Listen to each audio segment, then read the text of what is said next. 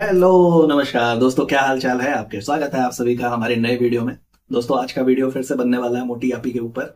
जैसा कि पिछले वीडियो में मैंने आप लोगों को बताया था कि कैसे मैडम ने भालू आपी की कंटेंट को चोरी कर लिया था। अब उसी सिलसिले को आगे बढ़ाते हैं और देखते हैं कि भालू आपी ने अब क्या किया है। तो आइए वीडियो को शुरू करते हैं बिना किसी देरी के। अगर आप लोग चैनल पर नए हैं तो प्लीज चैनल को सब्सक्राइब कर लीजिएगा, लाइक करिएगा, वीडियो को शेयर करिएगा और कॉमेंट जरूर दीजिएगा। तो आइए वीडियो को शुरू करते हैं बिना किसी देरी के।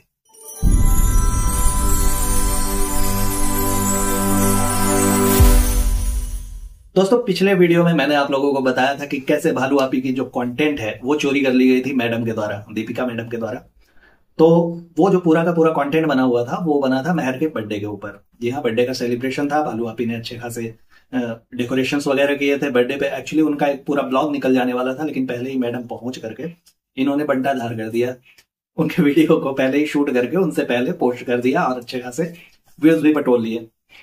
दोस्तों, अगर आप लोगों को लग रहा हो कि इस वीडियो में मेरी थोड़ी सी एनर्जी लो है या फिर कुछ ऐसा, तो बता दूं कि थोड़ी सी तबीयत खराब है। मन तो नहीं था वीडियो बनाने का, लेकिन क्या करूं, इन लोगों के ड्रामे ऐसे होते हैं ना कि वीडियो बनाने को मजबूर हो जाता हूं और मेरा भी कुछ ना कुछ थोड़ा सा मन बहल जाता है आप लोगों से बात करके, वीडियो बना करके आप लोगों के लिए।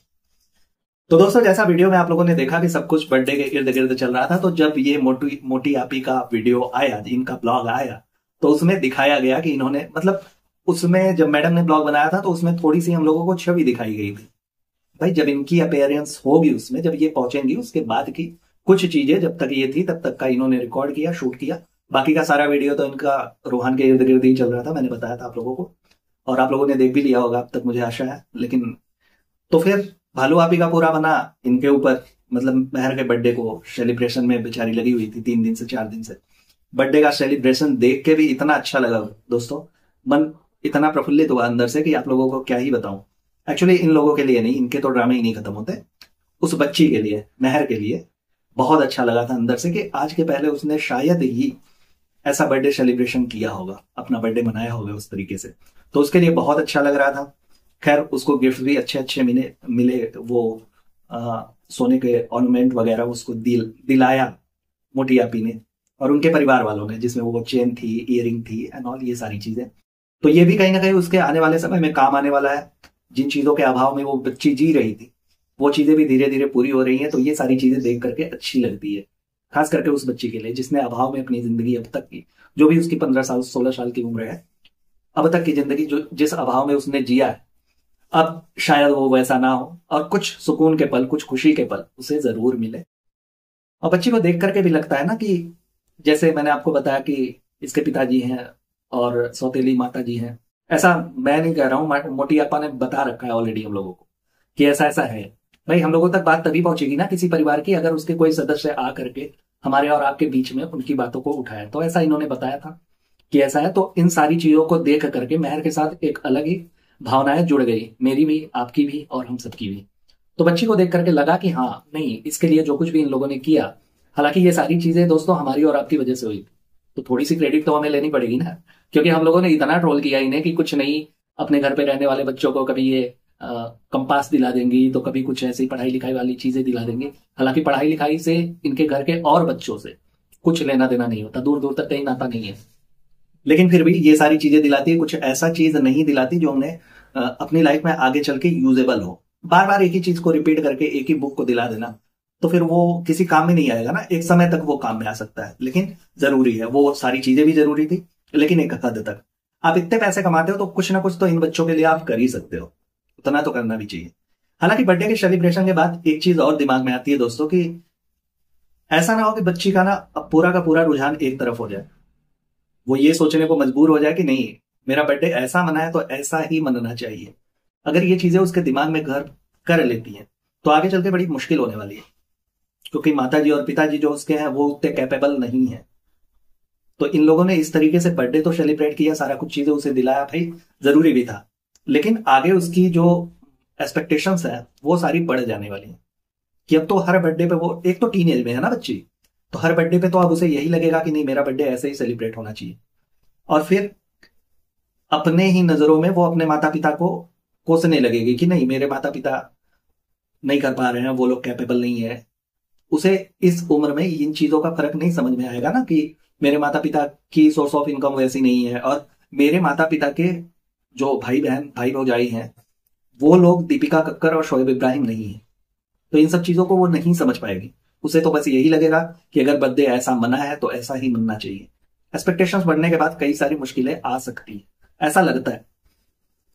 अब बात करें इनकी मोटी आपी की, तो अब इनके लिए तो यही कहना होगा कि भाई जैसे अब सेलिब्रेट किया है ना, तो वैसे आगे भी करते रहना जब तक आप कर सकते हो, या जब तक बच्ची खुद से उस लायक ना हो जाए कि वो खुद करने लगे। एक बार वो खुद से हो गई तो हम लोग कौन सा बर्थडे अपना सेलिब्रेट करते हैं कि बहुत धूमधाम से चलो इनको कर दिए उनको कर दिए। एक एज में आने के बाद इन सब चीजों की शौक जो है वो खत्म हो जाती है। सिर्फ जरूरतों पे इंसान ध्यान देता है कि जो मेरी जरूरतें हैं मैं उसे ही पूरी करूं। हालांकि तुम्हारे पास पैसे बहुत ज्यादा है तो तुम जो चाहे वो करो। और दिखावे की दुनिया तो ये लोग जीते ही हैं दोस्त, उसमें कोई दो राय नहीं है। आप लोग जानते ही हैं कि दिखावे के लिए मरे चले जा रहे हैं।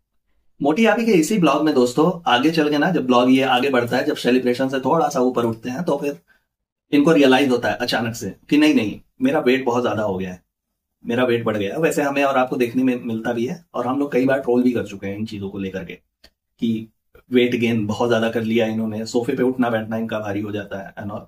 तो भाई वो उनका अपना है, लेकिन फिर इन चीजों को कैमरे के सामने नहीं दिखाना चाहिए। अगर आप इन चीजों को कैमरे के सामने दिखाओगे तो आदमी तो ट्रोल करने पे मजबूर हो जाएगा। क्योंकि कुछ ट्रोलर होते हैं जो मौका खोजते रहते हैं, कुछ मेरे जैसे रिएक्शन वाले होते हैं वो भी देखते रहते हैं कि भाई अगर तुम कर रहे हो तो क्या कर रहे हो, आखिर सोसाइटी में चीजें उभर करके क्या सामने आ रही। तो कहते हुए मिलती है कि नहीं मेरा वेट बहुत ज्यादा हो गया।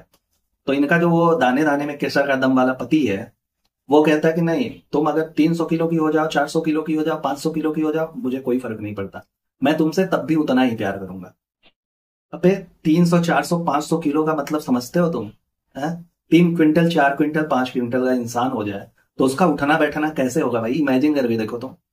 और अगर सारा कुछ चीज इसी से चलने वाला है, प्यार से चलने वाला है, हेल्थ कॉन्शियस नाम की कोई चीज नहीं होती, तो फिर तुम काहे जिम जाते हो?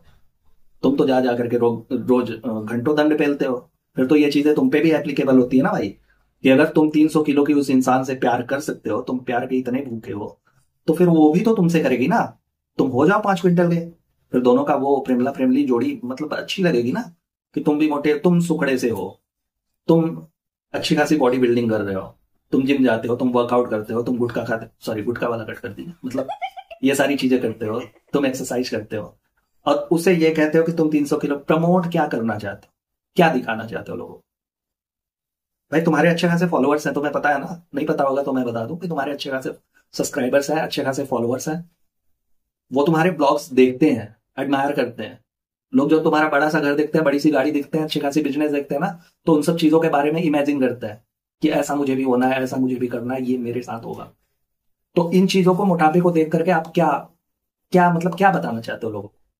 कि मोटापे से कोई फर्क नहीं पड़ता? पड़ता है, उस इंसान से पूछो, ठीक है। और ये कह देना कि अभी बेबी फीडिंग कर रहा है तो उसके चक्कर में तुम 2 महीने 4 महीने, ये बहाने कब तक चलेंगे मेरे भाई? एक समय तो आएगा ना जब ये बहाना खत्म होगा। क्योंकि इसके थोड़ा सा पीछे तुम चले जाओ, जब बेबी नहीं हुआ था या जब पेट में नहीं था, उसके पहले भी तो ये ऐसी ही थी 5 6 7 एक्सएल में। तो अब तो 10 12 में हो गई होंगी मुझे जहां तक लगता है। तो फिर फर्क क्यों नहीं पड़ता? और अगर मोटापे से एंड ऑल इन सब चीजों से फर्क नहीं पड़ता इंसान के हेल्थ पे, तो तुम एक बात बताओ कि सारा कुछ तुम लोगों को आईवीएफ में कराने की जरूरत क्यों पड़ती है? ये नहीं कहता हूं, होता है कंसीव कॉम्प्लिकेशन सबको होती है, हो सकती है, लेकिन ये भी तो एक वजह हो सकती है ना भाई। तो इन चीजों को क्यों प्रमोट कर रहे हो? तुम्हारे देखने वाले तो यही सोचेंगे कि नहीं। और सबसे बड़ी चीज, एक चीज है ना जो दिमाग में आती है, कि इन लोगों को जो चीजें इनको सूट करती है या जिन चीजों में ये ढल चुके हैं, वो दुनिया की सबसे अच्छी चीज होती है। मतलब इनका माइंड जिन चीजों को एक्सेप्ट कर चुका है ना, वो दुनिया की सबसे अच्छी चीजें हो, भले वो आमतौर पे खराब मानी जाती हो, लेकिन अगर इन्होंने कह दिया इनके ऊपर एप्लीकेबल है, इनकी लाइफ में वो ऐसा चल रहा है, तो वो सबसे अच्छी है। और वही उन्हीं चीजों को ये प्रमोट करते हैं। आप लोगों को अगर नहीं याद होगा तो मैं बता दूं कि ये ब्लॉग में इन्होंने दिखाया था कि इनकी जो खाला की बेटी है उसके मार्क्स कम आए थे। तो इन्होंने कहा था कि ऑन कैमरा आकर के, भाई प्रॉपर ब्लॉग बनाया था, उसमें इन्होंने बताया था कि मार्क्स से कुछ नहीं होता, दिल साफ होना चाहिए। माता पिता को अपने बच्चों के ऊपर कंट्रोल नहीं करना चाहिए इन सब चीजों के बारे में, बच्चों का दिल साफ होना चाहिए, मार्क्स से कुछ नहीं होता।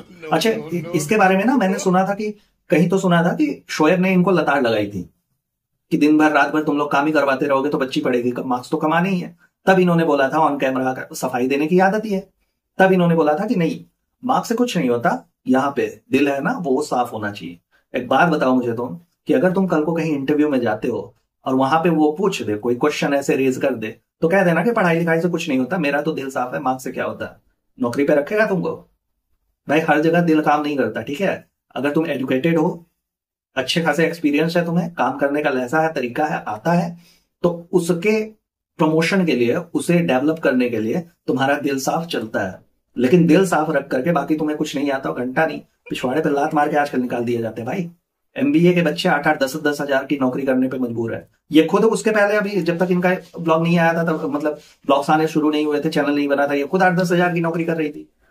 ये आज लोगों को शिक्षा देने के लिए बैठी हुई है कि नहीं, दिल साफ होना चाहिए। भाई दिल साफ उन चीजों के लिए, उन लोगों के लिए एप्लीकेबल है ना, जिनके भैया और भाभी का नाम दीपिका और शोएब हो। सबके भैया भाभी तुम्हारे भैया भाभी जैसे नहीं है, जिनका चेहरा दिखा करके तुम ब्लॉगिंग में उतरो और फिर उसके बाद बाई डे 1 तुम्हारी ब्लॉगिंग चलने लगे, तुम्हारी अर्निंग होने लगे। उनके कंधों पर पैर रख के तुम यहां तक पहुंची हो। तो तुम्हारे लिए कहना आसान है कि दिल साफ होना चाहिए, लेकिन वो कैसे आगे सर्वाइव कर पाएंगे तुम सोची हो। और एक चीज, तुम्हारे पास तुम्हारे भैया भाभी थे जिनको दिखा करके तुमने अपने आप को प्रमोट कराया, उनके हर ब्लॉग में आती थी शुरू शुरू में, फिर उसके बाद धीरे धीरे लोग तुमको पहचानने लगे। तो फिर अब भी मोस्टली लोग उन्हीं की वजह से देखते थे। अब देखने में उनको, ड्रामा देखने में, जिनको फैमिली ड्रामा देखने में मजा आता है ना, जो लोग ये ड्रामेटिक चीजें नहीं देखना पसंद करते, सीरियल्स वगैरह, वो तुम्हारे ब्लॉग्स देखते हैं। और हम जैसे लोग इसलिए देखते हैं क्योंकि तुम्हें ट्रोल करने में थोड़ा मजा आता है, क्योंकि तुम लोग बोल ही ऐसा देते हो कि हम ट्रोल करने पे मजबूर हो जाते हैं। तो फिर है, दिल साफ होने से सब कुछ नहीं होता भाई, कुछ चीजें करनी पड़ती है। अगर यहाँ आए हो ना, पढ़ाई लिखाई अगर नहीं करेगा बच्चा, तो वो कम्पीट नहीं कर पाएगा लोगों से, क्योंकि सबका सब दिल साफ वाले थ्योरी पे नहीं चलते। कुछ लोगों की थ्योरी पढ़ना लिखना भी होता है, उनके थ्रू अर्निंग होती है, ठीक है। और दिल साफ होने से एक बात और याद आती है दोस्तों, कि 7-8 साल से इनका रिलेशनशिप था, दाने दाने में केसर का दम के साथ 7-8 साल से इनका रिलेशनशिप था। लेकिन उस बंदे ने तब तक अपनी फैमिली से इनसे शादी के लिए बात नहीं करी थी, जब तक इनकी अर्निंग अच्छी खासी नहीं हो गई। दिखाने के लिए भी, बैंक में भी, गाड़ी, घर, ये सारी चीजें जब तक इन्होंने डेवलप नहीं कर ली, तब तक उसने अपने शादी के लिए कन्विंस नहीं किया था अपने घर वालों को। तब दिल कहाँ मर गया था, दिल की जगह पे फेफड़ा ने ले लिया था। मतलब तब भी दिल था ना, तुम लोगों का दिल साफ ही था, तो कन्विंस करने में, एक बार बात करने में कहाँ जा रहा था।